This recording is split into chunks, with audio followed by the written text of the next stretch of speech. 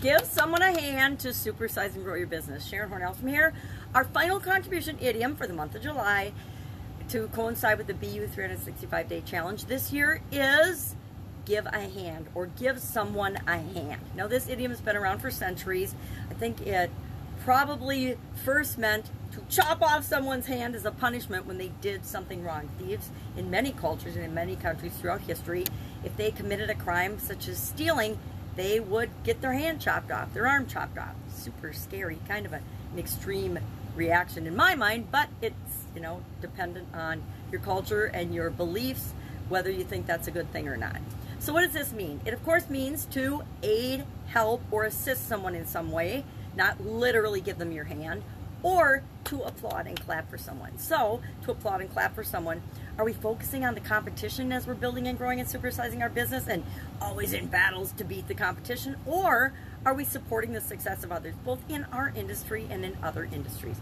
I think that the more people win, the more chance we each individually have of winning and growing and supersizing our business. So I say support other people's success. Don't get jealous of it or compare yourself to others. Just know that, just like gratitude, appreciating and being thankful for other people's success comes back on us like everything else. Everything we put out into the world comes back to us, usually tenfold. So that's one area and aspect of how we can grow and build and supersize our business. Celebrate the success of other people.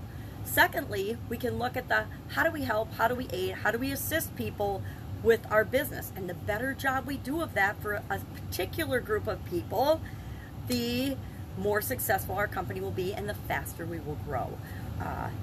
So today I will review and ask myself, how can I better support and serve the people that I'm here to serve? How can I solve problems for them? What are the problems that they most urgently need solved? Because guess what? That changes over time, and sometimes how we offer our solutions or how we package our solutions or other aspects of delivery and high touch, high frequency will change and improve how fast we grow and build and supersize our business. So how do we do that? How does your business solve problems for people, make sure they have an experience that, again, beats the competition if you're focusing on the competition, or combines forces with other organizations to help more people? Sometimes we can get synergy by putting together different people that serve our same marketplace, the people that we're here to serve, and offer more, better, well-rounded solutions to their problems, or solve bigger, better problems for them.